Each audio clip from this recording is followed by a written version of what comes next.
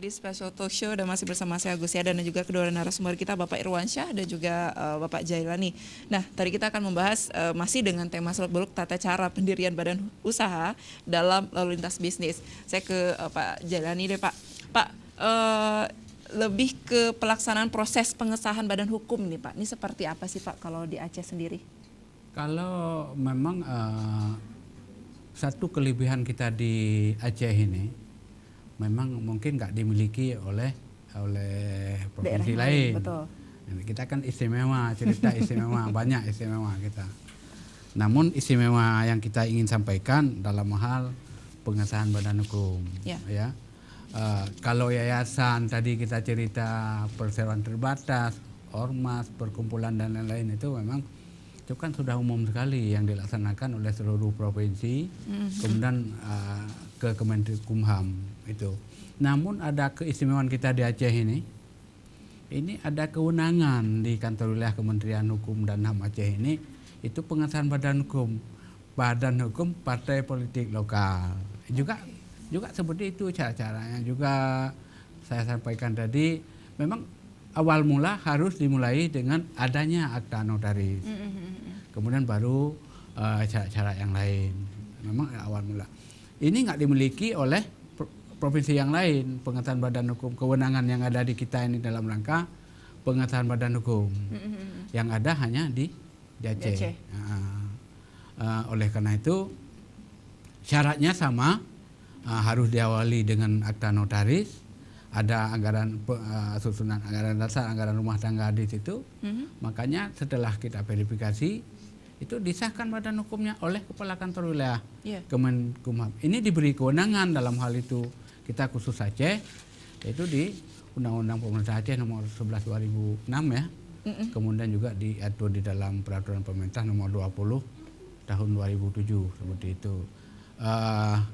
Itu juga kita daftarkan ke Berita Negara, sama seperti yang lain di badan-badan hukum yang lain yang disahkan oleh Kemenkumham di Jakarta, sama alurnya sama seperti itu. Memang dalam hal kembali ke pengesahan badan hukum yayasan dan lain-lain itu memang ada syarat yang harus dipenuhi. Misalnya ada surat keterangan domisili itu, kemudian ada KTP yang mengurusnya itu, mungkin itu dalam hal ini mungkin notaris yang lebih paham ya, apa-apa saja yang harus dilengkapi oleh pemohon seperti itu. Kemudian kalau kita di Kemenkumham dalam hal pengesahan badan hukum ini, kalau notaris kan tadi saya bilang sistem online. Kalau memang syaratnya sudah lengkap semuanya, kita sistemnya apa istilahnya tidak lagi bertemu dengan layanan yang dengan langsung dengan orangnya, tapi dengan sistemnya. Tadi Pak Irwansyah menyebutkan itu kalau ada PNBP itu kan dibayar oleh pemohon, kemudian bahkan pemohon bisa membayar sendiri ke bank persepsi seperti Bank BNI tadi disebutkan. Kemudian kalau itu dilampirkan oleh notaris, waktu meng-online-kan pendaftarannya ke pengesahan badan hukumnya ke Kemenkumham, itu nggak ada masalah sepanjang syaratnya sudah dipenuhi. Sudah lengkap semuanya, ya? Bisa saja per jam tadi disebutkan. Oleh karena itu mungkin kita makin hari kan makin memperbaiki sistem yang kita siapkan untuk itu. Oke. Nah Pak, untuk seperti tadi Bank katakan ada satu bank. Apakah hanya satu bank saja yang bekerja sama atau bisa dengan lebih dari satu bank? Ya, saya melihat sistem yang lagi dibuat ini yang mampu untuk sementara ini BNI saya rasa. Tapi ke depannya pasti nanti Kementerian Hukum dan HAM karena ini kan pekerjaan ini di tender. Nah, pada saat penenderan ini dilakukan, yang sanggup itu cuma BNI pada saat itu. Jadi layanan ini melalui BNI, Pak ya. Iya. Pak Jailani, tadi katanya semua sistem sudah online nih ceritanya. Tapi saya menemukan seperti misalkan pelaksanaan proses pengesahan pada Direktorat Jenderal Administrasi Hukum ini masih dilaksanakan secara manual. Ini maksudnya gimana nih Pak? Enggak, itu mungkin terkait dengan perubahan anggaran dasar anggaran rumah tangga ya. Baik. Nah, kalau untuk gambaran online-nya tadi sudah dijelaskan bahwasanya notaris juga melakukan pengisian input data badan hukum ya Pak ya? Iya. Oke, kemudian keseluruhan data isi akta dan lampiran. Mungkin seperti apa Pak Irwansyah bisa menjelaskan jika ada yang ingin melakukan secara online, mereka harus bagaimana terlebih dahulu? Jadi begini. Sebenarnya kita berkaitan dengan sistem ini, sistem administrasi badan hukum atau istilahnya dulu banyak sih berubah, namanya SHDA, ada AU online ya. Jadi intinya begini, sistem yang dilakukan ini memang pada intinya itu kan kegiatan yang dilakukan dengan sistem administrasi badan hukum ini banyak sekali. Contoh untuk mendaftarkan jaminan fidusia. Fidusia ini kan kita lihat sekarang lembaga finance ini banyak di Aceh ya, pada intinya yang memberikan pembiayaan terhadap pembelian sepeda motor maupun mobil. Nah, ini kan benda-benda bergerak ini kan diikat dengan jaminan fidusia. Ya. Jadi penggunaannya juga dengan sistem online yang digunakan melalui SHBH tadi. Jadi penggunaan ini sebenarnya diberikan juga untuk pihak penerima fidusia, dalam hal ini adalah finance itu sendiri, lembaga pembiayaan itu sendiri, bisa juga mendaftarkan sendiri mereka melalui sistem online karena akan diberikan passwordnya juga sendiri. Pak, saya masih penasaran dengan yayasan nih Pak. Ya. Badan hukum yang mendaftar misalkan untuk membangun sebuah yayasan. Andaikan satu pemohon dia memasukkan untuk 2 yayasan, apa bisa? Satu pemohon untuk memasukkan 2 yayasan, maksudnya seperti apa? Yayasannya ada 2 ataupun lebih nih Pak. Badan hukumnya seperti apa? Nah begini dia kalau kita melihat badan hukum yang namanya yayasan itu, dia namanya tidak boleh sama.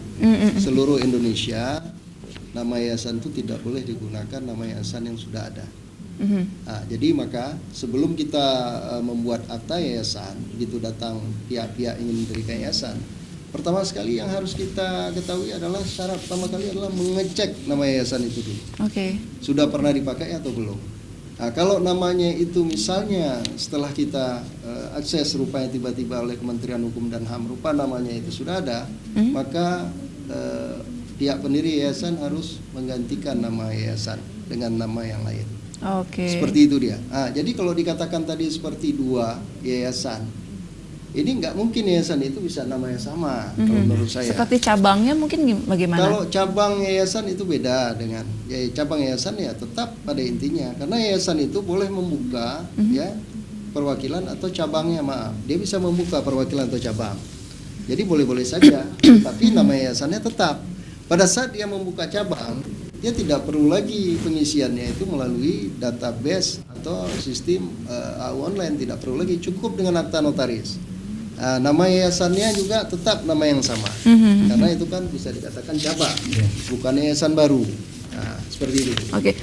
Pak Jalani mungkin ada tambahan Pak tentang bagaimana prosedurnya untuk mungkin ini ada sinergitasnya dengan notaris juga ya Pak ya? Iya. Terkait apa yang disampaikan oleh Pak Irwansyah tadi, memang pada awalnya kan satu yayasan atau perkumpulan itu kan ada misalnya disebutkan di dalam akta notaris, makanya notaris itu kan juga di samping membuat akta juga memberi penyuluhan, memberi pemahaman kepada pemohon supaya misalnya ada satu yayasan dari sama nama semuanya kemudian didirikan oleh orang yang sama, itu kan ditolak oleh sistem nanti waktu kalau notaris tidak menyampaikan itu namanya sama. Kemudian apa yang disampaikan oleh Pak Irwansyah tadi memang pada awalnya satu yayasan itu disebut di dalam akta itu, disebut awal mulanya berdiri di berkantor pusat misalnya di Banda Aceh misalnya. Kemudian di poin yang lain disebutkan dapat juga dilakukan dibuka cabang-cabang di kabupaten-kabupaten yang lain, disebut itu nggak ada masalah, itu tinggal tadi Pak Irwansyah menyebutkan tinggal membuat akta dalam hal pembukaan kantor cabang di daerah lain misalnya, nggak ada masalah itu. Kemudian yang cukup penting di dalam hal ini adalah sebagai catatan untuk kita semuanya, satu yayasan tidak boleh sama namanya dengan yayasan yang lain. Itu sama juga dengan PT ya Pak ya? Sama. Nah, itu boleh saya tambahkan sedikit? Boleh silakan. Jadi saya ingin menambah sedikit apa yang dikatakan oleh Pak Jailani tadi. Di Undang-Undang Yayasan, Undang-Undang Nomor 16 2001, jelas itu yayasan itu didirikan oleh orang perorangan. Itu maksud kata-kata orang perorangan. Di sini orang perorangan ini sebagai subjek hukum. Saya belum dapat lagi ketentuan bahwa yayasan itu boleh didirikan oleh badan hukum lainnya. Nah, itu tidak ada kata-kata itu. Maka di sini ada kasus-kasus yang menarik. Tapi kalau saya menjelaskan ini waktunya nggak cukup saya rasa. Tapi kalau untuk sepintas saja saya ingin beritahukan bahwa saya ingin menambahkan tadi Pak Jailani sampaikan bahwa untuk mendirikan yayasan, satu orang itu boleh saja dia mendirikan beberapa banyak yayasan. Tapi dengan satu ketentuan, nama yayasan itu tidak boleh sama. Contoh, sebenarnya yayasan ini, pendirian yayasan ini sebenarnya sama dengan orang mencari amal di akhirat nantinya. Setelah dia mendirikan yayasan, itu harta pribadinya dipisahkan dari harta yayasan, jadi tidak bercampur. Maka di luar negeri orang mendirikan yayasan itu memang untuk amal. Contoh, kita lihat sekarang yang orang-orang terkaya di dunia itu seperti Bill Gates, ya, beliau membuat yayasan yang mana harta beliau itu disumbangkan untuk yayasan. Maka ini kalau kita ceritakan tentang orang-orang yang di luar negeri, orang-orang yang mendirikan yayasan, memang orang-orang udah mumpuni dia. Jadi intinya memang dia mendermakan hartanya. Nah, dan kalau kita lihat juga setiap tahun harta yang dia berikan, setiap tahun hartanya juga bertambah. Nah, ini luar biasa mereka. Jadi mereka yakin dengan sistem Islam ini sesungguhnya gitu. Tapi kita orang Islam kadang-kadang ragu untuk menyumbang sesuatu. Nah, betul. Ini boleh dilihat Bill Gates itu seperti apa. Nah, jadi maka saya bilang boleh-boleh saja mendirikan yayasan. Untuk misalnya saya mendirikan beberapa yayasan dengan mewakafkan harta saya pisahkan. Boleh saja. Nah, maka saya bilang pendiri yayasan bukanlah pemilik yayasan. Jadi pertanyaan nih, kenapa? Pendiri yayasan bukanlah pemilik yayasan. Jadi siapakah yang bingung? Iya. Pasti bingung. Pendiri yayasan bukan. Ini maka saya bilang begini, karena yayasan ini dia itu bersifat sosial, maka kepemilikan yayasan nantinya apabila yayasan itu bubar atau yayasan itu dikatakan tidak lagi aktif berjalan dengan sebagaimana mestinya, maka aset-aset yayasan yang ada ya akan dimiliki oleh negara. Negara akan memberikan kepada aset tersebut kepada yayasan yang mempunyai maksud tujuan yang sama. Jadi pembina yayasan, pengurus yayasan terdiri dari ketua, sekretaris dan bendahara, dan juga pengawas yayasan itu tidak boleh memiliki aset yayasan. Oh, baiklah, saya mengerti saat ini. Maka saya bilang, ini orang mempunyai yayasan hari ini, dia merasa itu punya saya gitu ya. Punya saya. Saya yang sudah sesungguhnya berbeda. Betul. Jadi pendiri yayasan itu kadang-kadang setelah dia mendirikan, dia tidak ada urusan lagi dengan yayasan itu. Karena itu sedekah wakaf tadi yang saya katakan. Saya mendermakan harta saya, ya. Setelah itu saya suruh kelola dengan pembina dan pengurus dan segala macam. Karena organ tertinggi di yayasan adalah bukan pendiri, tapi pembina yayasan. Pembina yayasan. Jadi saya tidak ada kaitan lagi. Silakan yayasan itu dikelola dengan baik. Baik. Dan pemirsa jangan kemana-mana, masih di segmen terakhir nanti kami akan segera kembali.